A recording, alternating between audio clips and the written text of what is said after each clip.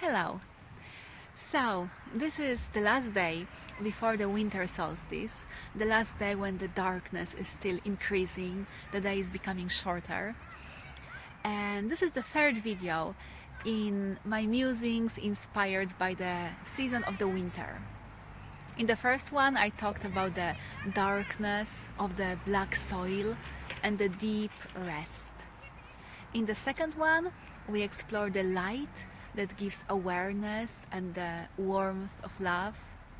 And today, I want to talk about something that might seem to be a little bit out there for some people. This is what I experienced when I tapped into the energy of the eyes. So I want to back off a little bit and say that I truly believe that everything that is present in the nature on the earth is present also in our psyche, in our human system, because we are part of it. And everything in nature can show us something important about ourselves as well. And part of our earth is covered with ice. Some parts of the planet even are covered with ice for good, and other parts freeze temporarily. So what I did, I had a shamanic journey, as I love doing shamanic journeys, and I keep them very, very simple. I usually drum and move around, and I just, with my imagination, I move to a different way of seeing. So I journeyed in my shamanic journey to meet the energy of the eyes and to receive some learning. And what I really love about shamanic journeys is that the information that is coming, it's really not from my rational mind. It is from another way of seeing. And sometimes what is coming through, it's quite surprising. It doesn't really make much sense at first. And this was definitely the case this time. So when I asked to receive a message from the eyes, what came through was quite weird, to be honest. I've heard that the winter witch wakes up only when the lake is frozen, at least 1 meter in depth. And I was like, what? Who's the winter witch? The lake is frozen, yes, what's going on here? But as I stayed a bit longer to receive more learning, some really interesting things that started to make sense to me started to come through. So let's think of a lake, first of all. A lake is a body of water, and bodies of water usually symbolize our emotions, our feelings. And water is usually flowing, but when it's frozen, when it turns into ice, it becomes still and stagnant, and you can actually walk on top of it. My first impression when I thought of a frozen water is like it's something, frozen feelings, it's like it's something negative, something we don't want. But in my journey I actually discovered that freezing and ice can be really transformative and can bring healing. Also the winter witch, who I had a chance to meet, told me that her twin sister is fire goddess, that they are together, which was a really wonderful thing in my vision to imagine them together. So anyway, coming back to the frozen water, I saw how useful it is. Think of water that is frozen, so it stops. It stops. It kind of slows the vibration. Yes, because when water is as a liquid, it vibrates faster. But when it's ice, it vibrates very slowly. And we can even walk on it. So how it relates to our feelings? I saw that it can be very helpful when it comes to trauma or even some very difficult temporary feelings that we want to actually stop.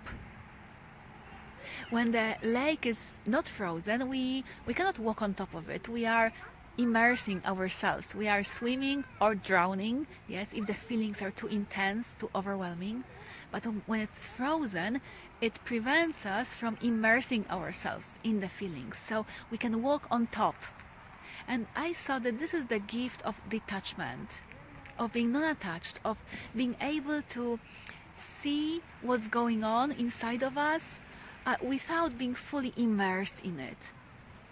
And it's like, when I saw it in my vision, it was really useful and beautiful to be able to do it, because it can help us overcome our fear. Imagine a part of a lake, a part of your emotional landscape that is very scary to you, that you don't want to go there, because maybe there is trauma or it triggers something very painful in you. You are afraid you would drown and you never go there. But when it's frozen, you can actually walk slowly on top of it. You can walk everywhere when the lake is truly frozen, and you will not drown. You can explore it and get familiar with it. So after, when the spring comes and when it unfreezes, you are not afraid anymore. You can slowly allow yourself to swim even there. So very useful. And I saw another useful aspect of the freezing of water. It's imagine that there is poison being poured to a lake or a river, and I saw the winter witch suddenly freezing the water, so it stops. It stops and it cannot poison the rest of the lake or the river. And this is what we can actually do when we catch a unhelpful, unhealthy, poisonous thought or thought pattern. For instance, self-judgment, yes, violence towards ourselves, saying this is stupid, yes, I don't have a right to do it. It could be a thought that you catch, or a particular tension, or something like it's not possible for me, or I have to, I must, and tension in the body. So you can freeze it, yes, you can stop it, to examine it and to remove it, to set a boundary, to say, no, this is not actually going to infuse my entire energy field and my entire inner landscape. So I had a vision of kind of cutting out this piece that is poisoned and saying no to it, maybe doing some clearing, cleaning it, or just sometimes discarding it. So these two aspects I saw, that freezing, being non-attached to the feelings, can help us explore the areas that are painful because of trauma, or just because of very tender, vulnerable feelings. And the other aspect was that it can temporarily freeze the water, the feelings, so we can see it and decide that we are going to either clear it or remove it. So it's not going to infuse our entire system. So we can remain clear.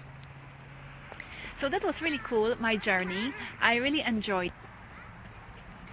And I am really inviting you to, in your own way, you can do it in meditation, in writing, in drawing, in a shamanic journey, in a dance.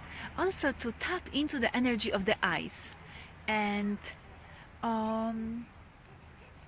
see what message you receive, what it reflects back to you about your own nature, and what message, what teaching, what gift it has to you. And feel free to share with me either in a comment or in a personal message. I would be really delighted to hear from you what the ice has to teach you. Okay, have a wonderful evening, sending lots of love to you, and I'll speak to you again. Bye.